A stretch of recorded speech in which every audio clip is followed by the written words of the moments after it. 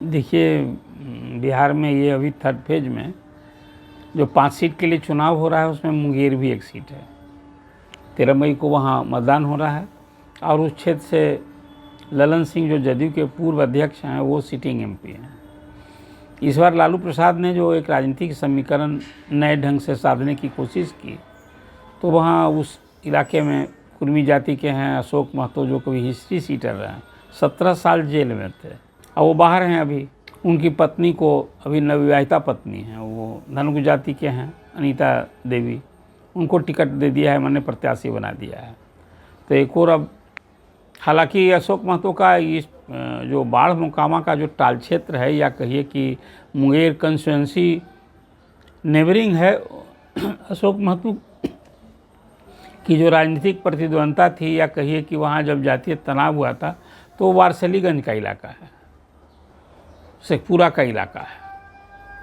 वहाँ अखिलेश सिंह से उनकी प्रतिद्वंदता, कोई अनंत सिंह से उनकी प्रतिद्वंदता नहीं रही कभी, लेकिन अब जब अशोक महतो की पत्नी यहाँ कैंडिडेट हो गई हैं तो एक अगरे पिछड़े की लड़ाई हो गई है मुंगेर में।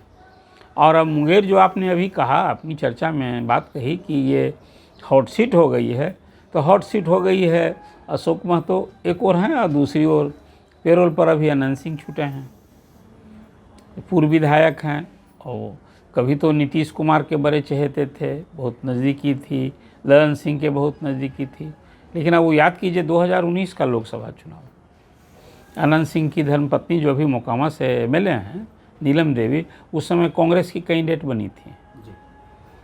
स्वाभाविक रूप से अब अनंत सिंह की पत्नी कांग्रेस की कैंडिडेट थी लोकसभा के चुनाव में, तो अब वो अनंत सिंह और ललन सिंह में राजनीतिक प्रतिद्वंदता हो गई और वो सरकार का जो रुख रवैया बदला तो बाद के दिन में फिर अनंत सिंह वो चुनाव हार गई, नीलम देवी, ललन सिंह जीते थे पिछले चुनाव में। अब उसके बाद फिर वो दौर हुआ जब सरकार की भ्रिकुटी तन गई और जो आपने बात कही कि ललन सिंह उस समय बहुत तरह का बयान दिए थे उस समय, उसमें अनंत सिंह के बारे में कि एक तरह से कहिए हमलावर थे, कहा था कि भाई हम तो होम्योपैथ इलाज करते हैं। तो होम्योपैथ तो इलाज हो गया कि अनंत सिंह की गिरफ्तारी हुई, जेल गए, सज़ा हो गई, मेमोरी समाप्त हो गई। अब इस चुनाव में, ये लोकसभा चुनाव के ही समय में अनंत सिंह पैरोल पर आए हैं 15 दिन से। अब किसी को पैरोल पर जब छूटता है तो कहीं ना कहीं उसमें सरकार इंस्ट्रूमेंटल होती है, सरकार की सहमति होती तभी किसी को पैरोल पर। तो 4 साल से जेल में थे, अभी वो छूटे हैं अभी 15 दिन के लिए। अभी चुनाव का वक्त है, 13 मई को चुनाव है, 18 मई तक वो पैरोल पर हैं। कल ही हाई कोर्ट ने अनंत सिंह की नियमित जमानत की याचिका खारिज कर दी और वहाँ यहाँ से गए तो बाढ़ में कैंप कर रहे हैं और अब किसी का झंडा लेकर वो घूम नहीं रहे हैं, लेकिन जनसंपर्क अभियान में हैं। कई कई गांव का उन्होंने दौरा किया है, कर रहे हैं और एक माहौल बन गया है, ऐसी चर्चा है। अनंत सिंह कहीं रहे, देशज भाषा, उनकी बोलचाल, अपना निराला अंदाज जो अनंत सिंह की ही छवि रही है, तो घूम रहे हैं। और वहाँ मीडिया के लोग उनके आगे पीछे लोग सुर्खियाँ बटोर रहे हैं सोशल मीडिया पर, तो अनंत सिंह छाए हुए हैं। कल ललन सिंह भी उस इलाके में थे, जो आपने भी चर्चा की कि ललन सिंह को कहा कि वो तो यहाँ न्याय करते थे, छोटे सरकार हैं। हाँ, ये तो उपमा दी ही जाती थी अनंत सिंह के बारे में। उनके भाई थे दिलीप सिंह, उनकी भी छवि थी, बाहुबली छवि थी, मंत्री भी हुए बिहार के, उनके छोटे भाई हैं ये। और ये मानते ही लोग थे कि टाल क्षेत्र में अनंत सिंह का रुतबा है। उस इलाके में न सिर्फ भूमिहार जाति में, जो अति पिछड़ी जातियाँ भी हैं, उसमें भी अनंत सिंह की छाप थी, बड़ी संख्या में उनके समर्थक थे। उस इलाके में साम्राज्य ही कहा जाता था और सारी पार्टियां, कभी लालू जी के भी बड़ी करीब थे अनंत सिंह, तभी तो उस दल में थे।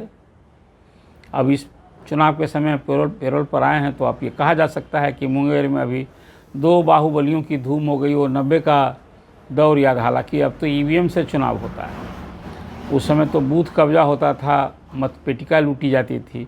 अब तो स्थिति है नहीं, लेकिन 2 बाहुबलियों की धूम आज तो निश्चित रूप से देखने को मिल रही है। और एक तरफ जो मैंने आपसे कहा कि लालू प्रसाद ने जो न सिर्फ मुंगेर में, कई कंस्टिट्यूंसी में एम्बाई को विस्तार देने के लिए कहीं कुशवाहा, कहीं अति पिछड़ी जाति। चौपाल में तो सामान्य क्षेत्र है, वहाँ दलित वर्ग के सिटिंग एमएलए हैं, उनको कैंडिडेट बना दिया लालू जी ने।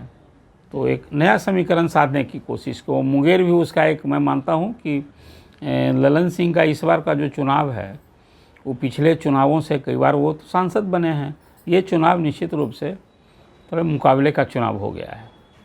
अब 13 मई को जनता को फैसला लेना है, फिर वो वहाँ से ललन सिंह अपनी जीत दोहराएंगे कि लालू प्रसाद ने जो एक सामाजिक समीकरण बना करके ललन सिंह को घेरने की कोशिश की है कि उनका जलवा दिखेगा ही, तो अब जनता के डिसीजन पर जो 13 मई को आएगा वो। लेकिन ये अभी फ़िलहाल कहा जा सकता है कि लड़ाई सीधी है और उसमें कौन आगे कौन पीछे है फिलहाल भी कहना भी अभी मुनासिब नहीं होगा।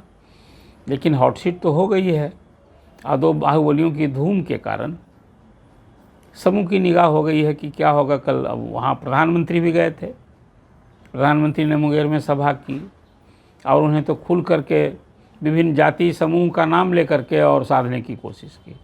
नीतीश कुमार भी वहाँ गए थे, 2 बार जा चुके हैं और उन्होंने भी वहाँ, खासकर ये नीतीश कुमार के लिए भी लिटमस टेस्ट है कि कुर्मी जाति के अशोक महतो हैं, उनकी पत्नी धानुक जाति के हैं और इधर भूमिहार हैं। तो अब वहाँ जो नीतीश कुमार का लवकुश समीकरण है उसमें कहीं निश्चित रूप से ये दिख रहा है अभी कि अशोक महतो संधमारी करेंगे या अपने स्वजाति वोट को वहाँ साधने की कोशिश करेंगे। ऐसी लामबंदी होगी तभी कहा रहा है कि ये इस बार का चुनाव जो मुंगेर का है वो सीधी लड़ाई है, कांटे का मुकाबला है और अब फिर इंतज़ार करना होगा। 12 को प्रधानमंत्री भी आ रहे हैं बिहार, पहली बार कोई प्रधानमंत्री का पटना में रोड शो होने जा रहा है और फिर दूसरे दिन 13 मई को रात्रि विश्राम होगा उनका यहाँ और 13 मई को हाजीपुर, मुजफ्फरपुर, वैशाली और सारण, इन कंस्टिट्यूंसी को 3 सभा होने जा रही है। तो 13 मई को बिहार में चुनाव मतदान होना है और 12-13 को प्रधानमंत्री दूसरे क्षेत्र में जब उनका संबोधन होगा स्वाभाविक रूप से साधने की कोशिश होगी। और रोज़ बिहार में नए मुद्दे उभर रहे हैं। एक और जहाँ लालू जी तो निशाने पर थे ही, रहते ही हैं, अब तेजस्वी भी सीधे निशाने पर हैं। इस बार तो प्रधानमंत्री ने पिछले दौरे में तेजस्वी को शहजादे कह के न सिर्फ हमला बोला, बहुत सारी बातें की थी। अब ये चुनाव में फिर आपने देखा अभी कल ही एक नया मुद्दा उभर गया है। श्याम पित्रोदा ने जो बात कह दी कि भारत में जो विविधता है, नस्लीय और रंग की विविधता है, और उन्हें जो बात कह दी वो सचमुच में 142 करोड़ देशवासियों के लिए कहीं कबूल करने बात। तो कांग्रेस ने तुरंत पल्ला झाड़ लिया उनसे और सारे महागठबंधन के सहयोगी दल सबों ने एक तरह से निंदा की। श्याम पित्रोदा को वो बयान सचमुच में शर्मनाक बयान कहेंगे, जिसको कोई देश इसको कबूल नहीं करेगा कि हमारे देशवासियों को पूर्व, पश्चिम, दक्षिण और उत्तर में जो लोग रहते हैं उनके रूप और रंग को लेकर के कोई कहीं कहे कि चीनी दिखता है, कहीं अरबी दिखता है, कहीं गोरा दिखता है माने अंग्रेज दिखता है और कहीं अफ्रीकन दिखता है। प्रधानमंत्री ने इस पर कल तो सख्त नाराज़गी और कहा भी क्या, तो मैं बहुत गुस्से में हूँ, किसी को इजाज़त नहीं जा सकती है। तो एक नया मुद्दा बैठे बैठाए मिल गया है बीजेपी को। भले ही डैमेज कंट्रोल के तहत वो इंडियन ओवरसीज कांग्रेस के अध्यक्ष पद से इस्तीफा दे दिया श्याम पित्रोदा ने और तत्काल मल्लिकार्जुन ने स्वीकार भी कर लिया, लेकिन भला भाजपा इसको छोड़ने वाली है क्या? भाजपा के लिए तो एक बड़ा मुद्दा हो गया है। और यहाँ तक कल प्रधानमंत्री ने कह दिया कि यही वो कारण था कि राष्ट्रपति द्रौपदी मुर्मू का विरोध किया कांग्रेस ने, इसलिए कि कांग्रेस के जेहन में उसकी मानसिकता, सोच है नस्लीय और रंग रूप का विरोध, वो अफ्रीकन दिखती होंगी इसलिए विरोध किया था। अब ऐसी बातें हो गई है। तो अब देखिए आगे वाले चुनाव में बिहार में जब प्रधानमंत्री आते हैं तो फिर उनके तर्क से और कौन सा शब्दवान निकलता है।